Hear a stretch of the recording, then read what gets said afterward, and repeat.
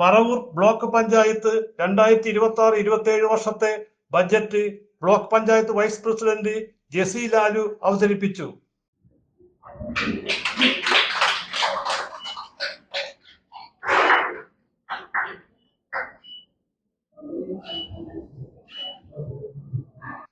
പൊതുജനാരോഗ്യത്തിനും ഭവന നിർമ്മാണത്തിനും കൃഷി അനുബന്ധ മേഖലകൾക്കും മുൻതൂക്കം നൽകിക്കൊണ്ടും സമൂഹത്തിലെ എല്ലാ മേഖലകളിലും സമഗ്ര വികസനവും ക്ഷേമ പ്രവർത്തനങ്ങളും ലക്ഷ്യമിട്ടുകൊണ്ടുള്ള ബജറ്റാണ് അവതരിപ്പിച്ചത്.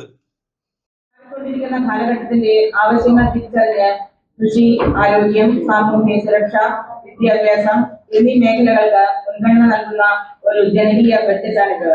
നമ്മുടെ കർഷകരുടെ അധ്വാനത്തിന് അർഹമായ മൂല്യം നൽകാനും വയോജനങ്ങളെയും ഭിന്നശേഷിക്കാരെയും കരുതലോടുകൂടി സംരക്ഷിക്കുവാനും യുവതലമുറയ്ക്ക് വിജ്ഞാനത്തിന്റെ പുതിയ വാതിലുകൾ തുറന്നു കൊടുക്കുവാനും ഈ ബജറ്റിലൂടെ നാം ലക്ഷ്യമിടുന്നു.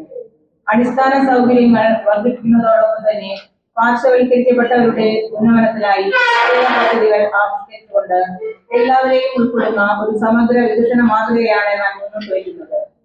പരിമിതികളെ വെല്ലുവിളികളായി ഏറ്റെടുത്തുകൊണ്ട് സുതാര്യതയും ജനപങ്കാളിത്തവും ഉറപ്പാക്കി പറവൂർ ബ്ലോക്ക് പഞ്ചായത്തിനെ കേരളത്തിലെ മികച്ച മാതൃകാ ബ്ലോക്കാക്കി മാറ്റുക എന്നതാണ് ഈ ബജറ്റിന്റെ ആത്യന്തികമായ സന്ദേശം എന്ന പ്രതീക്ഷയോടെ ഞാൻ ഈ ബജറ്റ് നിങ്ങളുടെ അംഗീകാരത്തിനായി സമർപ്പിക്കുന്നു.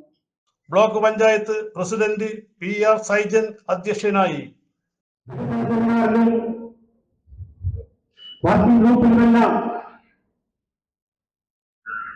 ബ്ലോക്ക് പഞ്ചായത്തിന്റെ വികസന മേഖലയുടെ വ്യക്തികളെക്കുറിച്ച് നിലവിൽ വിശകലനം ചെയ്തെങ്കിൽ പോലും ചില പൊതുവായ കാഴ്ചപ്പാടുകൾ ഞാനിവിടെ അടിവരയിട്ട് പറയാൻ ആഗ്രഹിക്കുന്നു.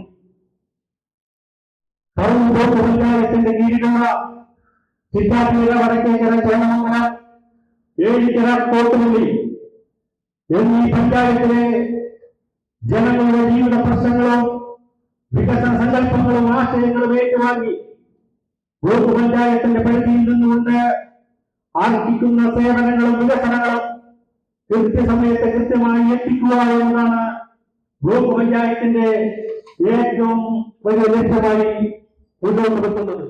സെക്രട്ടറി PP പ്രിയ, പഞ്ചായത്ത് പ്രസിഡന്റുമാർ, ബ്ലോക്ക് പഞ്ചായത്ത് മെമ്പർമാർ, ഉദ്യോഗസ്ഥർ തുടങ്ങിയവർ ബജറ്റ് ചർച്ചയിൽ പങ്കെടുത്തു.